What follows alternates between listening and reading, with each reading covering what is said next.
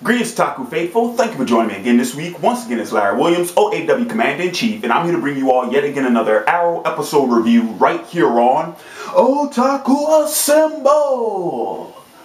Weekly, and as always, here to bring you the latest in this week's Arrow episode review. And this is my review of Season 4, Episode 18, entitled 1159. Now, general thoughts on this week's episode.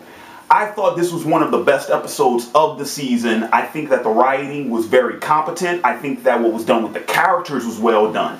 Now, I do have mixed feelings on the ending.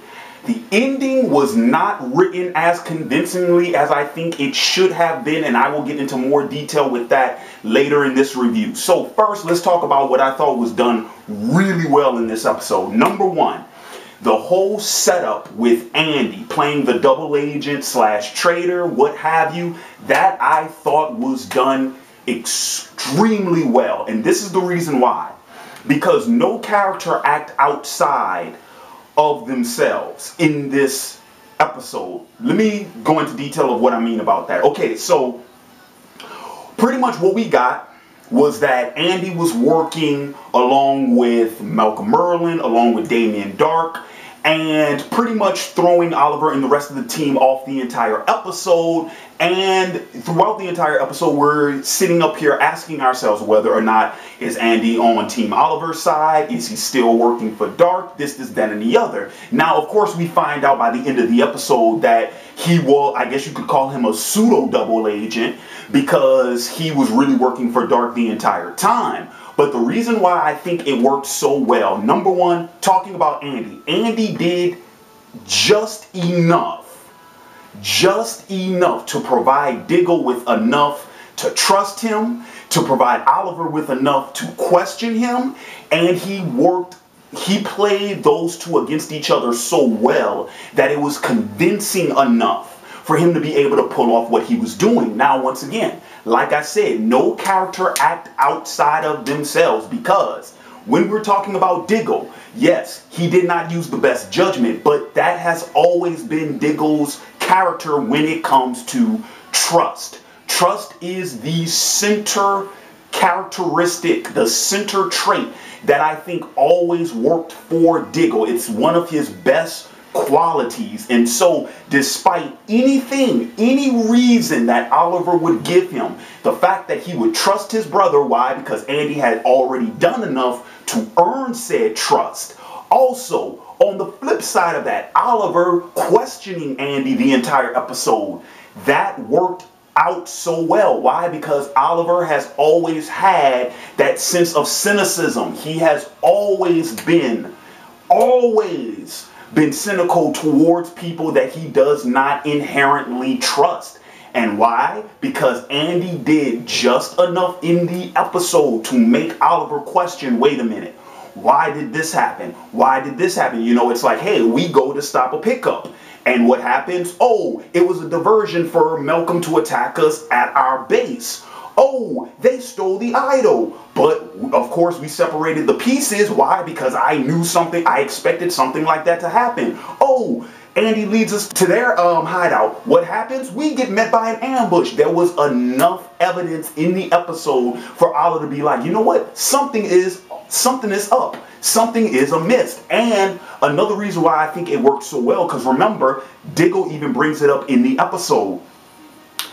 They have completely crossed sides. Remember, when Andy first apprehended by Team Arrow, Oliver was the one saying, hey, we need to trust him. We need to give him the benefit of the doubt. John was the one that was like, no, you don't know my brother like I do, this, that, and the other. So the fact that, once again, what Andy did in this episode, being able to play those two against each other and seeing them cross sides with him the way that they have, that was done spectacularly, and I applaud the writers for setting that up. Another thing I think the writers did really well. Okay, as we all know, this was the episode where we finally had the big character death that we've been teased with all season long, correct? And if you all will remember from my previous episode review, as well as some of the other ones that I've done this season, how I was giving you all my predictions, my speculations, my theories on who that character death would be. I think the writers did a really good job at throwing us off either way. There was enough in this episode to suggest that it would have been Diggle. There was enough in this episode to suggest it would have been Laurel. There was enough. Hell, they even added a few elements in there where you could have thought it might have been Thea for a while. So they did a really good job at sort of planting all these little, seeds to where whenever that character's time was up, there was enough for where you could suspect it for any one of them. But I gotta be honest with you guys. I think the writers dropped the ball when we finally got the character death at the end. They did not sell me on it. I am not falling for it. All right, you guys must be wondering, Larry, what are you talking about? Okay, here's the thing.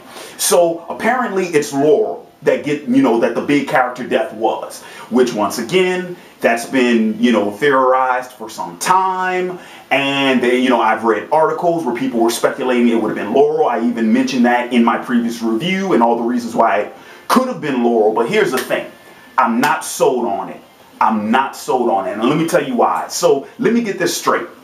So Laurel gets injured by Darhk. Now, Oliver brings her to the hospital, which for the record, I don't know, they didn't even shed any light on it. The fact that Green Arrow brought the Black Canary into a hospital, okay? And then, of course, Laurel, she's in, her regular, everyday, thing in the hospital. Okay, her cover's just been blown. Her cover has just been blown. No one shedded any light on that. That was never even brought up after the fact that, oh, we now know that Laurel Lance is the Black Canary. Okay, here's the other thing. Now you would think that would be enough to be like, oh, well, now that her secret identity's been uncovered, of course this is the time she's going to die. I'm still not buying it, and I'm gonna tell you why. So we get this scene where Laurel's coming out of surgery and they're like, oh, the surgery was successful. She's out of recovery. She's going to be just fine. Then we get the scene, Team Arrow and her in the hospital room. They bail, Oliver stays behind, and then they share this private conversation. And then Laurel says, Oliver, I need you to promise me something. We cut from that. Go back to the hallway, and then all of a sudden, Laurel has just reached critical mass, and she expires? Nah. I'm calling bullshit on that one, ladies and gentlemen. I do not buy that for a fact. So not only do we not hear what it is Laurel asked of Oliver, we don't even get to see what happens in the room when she goes into critical condition. All we're told is, hey, it's Laurel and Oliver. Cut to the hallway scene. Nurses and doctors out of nowhere are rushing to her aid, and now all of a sudden she's dead. I'm not buying that. I'm not buying that. I think it's a setup. I think it's a setup. I think what they're doing is, I think this is some type of plan Oliver and Laurel have concocted so that everyone thinks that Laurel's dead, so that she's off of Darhk and Hive's radar, so that when the final battle comes, she's their ace in the hole. Why? Because Darhk and Hive already believe she's dead. So her coming out of nowhere, being the extra secret aid that they need at that critical moment at the end of this season is going to pay off for them. It's the same sort of playing possum, catch and switcheroo deal that Oliver did at the end of last season, okay? I am not buying for a second that Laurel is dead. I don't buy it. And like I said, the writers did a good job giving us enough evidence to suggest that this would be her death. But that final scene, I'm like, no, if that would have happened, if we would have seen that happen in real time with Oliver being there witnessing it, no, but that's not what we got. They cut away. We do not know what happens in that final moment between her and Oliver.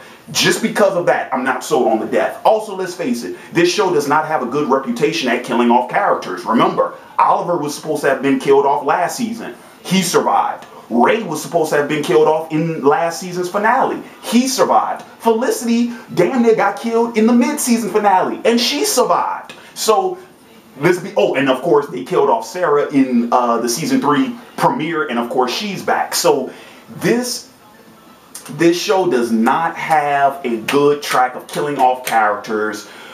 Say what you will about the fandom, say what you will about audiences, how they feel about Laurel and this, that, and the other. At the end of the day, Black Canary is a staple character of the Green Arrow series. I do not believe that they're just going to kill off a major character like that for whatever reason. I don't buy it. Had it been Diggle, yes, because Diggle, he was an original character for the show.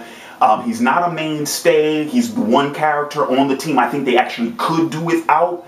But if it would have been Diggle, I would have bought it. But not Laurel. I'm sorry. I'm not buying it. I'm not buying it at all.